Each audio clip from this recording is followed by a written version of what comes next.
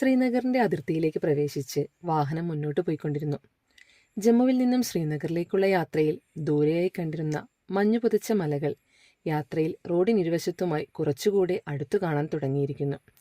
രണ്ടു ഭാഗത്തും മലനിരകൾ, ഇടയിൽ പരന്നു കിടക്കുന്ന കൃഷിപ്പാടങ്ങൾക്ക് നടുവിലൂടെ ശ്രീനഗറിലേക്കുള്ള റോഡ് അങ്ങനെ നീണ്ടു നിവർന്നു കിടക്കുകയാണ്. പോകുന്ന വഴിയിൽ കണ്ടതാണ് ജമ്മു കാശ്മീരിന്റെ പോലീസ് വാഹനം.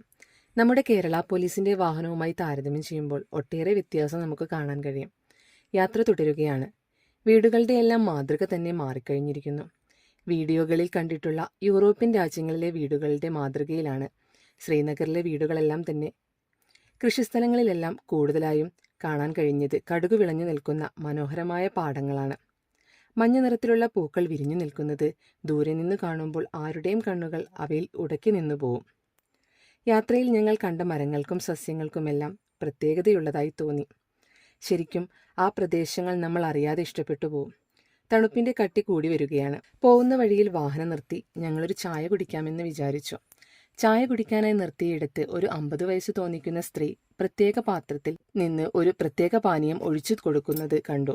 അന്വേഷിച്ചപ്പോൾ അതാണ് ജമ്മു കാശ്മീരിന്റെ ഇഷ്ടപാനീയമായ കാവ. ഒരു കാവയും കുടിച്ച് ഞങ്ങൾ യാത്ര തുടർന്നു. കുറച്ചു ദൂരം സഞ്ചരിച്ചപ്പോൾ കുറെ മരപ്പലകൾ അടുക്കി വെച്ചിരിക്കുന്നത് കണ്ടു. അതിന് തൊട്ടടുത്തുള്ള കടയിൽ വാഹനം നിർത്തി.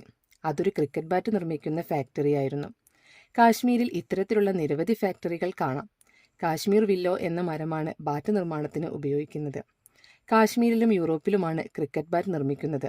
ഞങ്ങൾ കയറിയ ഫാക്ടറിയിൽ ക്രിക്കറ്റിന്റെ ദൈവമെന്ന് വിശേഷിപ്പിക്കുന്ന സച്ചിൻ ടെണ്ടുൽക്കറുടെ കയ്യൊപ്പോട് കൂടിയ ഒരു ബാറ്റ് ഞങ്ങൾക്ക് അവിടെ കാണാനിടയായി. ഇവിടെ നിന്നാണ് പോലും അദ്ദേഹം ക്രിക്കറ്റ് ബാറ്റ് വാങ്ങുന്നത്.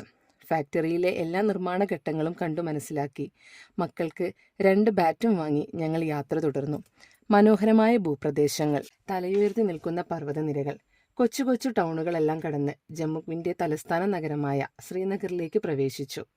നഗരമധ്യത്തിൽ തന്നെയാണ് ഞങ്ങളുടെ താമസ സ്ഥലമായ മിഡ് വാലി റെസിഡൻസി ഉള്ളത്. ഡബിൾ കോട്ട് റൂമാണ് ഞങ്ങൾക്ക് ലഭിച്ചത്. 24 മണിക്കൂറും ചൂടുവെള്ളവും റൂം ഹീറ്റർ സംവിധാനവും അവിടെ ഒരുക്കിയിരുന്നു. 40 പേർക്ക് ഇരുന്ന് ഫുഡ് കഴിക്കാൻ അനുയോജ്യമായ ഡൈനിങ് ഹാളും അവിടെ ഉണ്ടായിരുന്നു. ഇനി റൂമിലേക്ക് പോയി റെസ്റ്റ് എടുക്കട്ടെ. കാത്തിരുന്ന കാഴ്ചകളുടെ ലോകം നാളെ തുടങ്ങുകയാണ്. അതിനുള്ള തയ്യാറെടുപ്പാണ് ഇനിയുള്ളത്. കാശ്മീരിന്റെ മനം കുളിർക്കുന്ന പ്രകൃതി ഭംഗിയുടെ കാഴ്ചകളുമായി അടുത്ത വീഡിയോയിൽ കാണാം. ബൈ.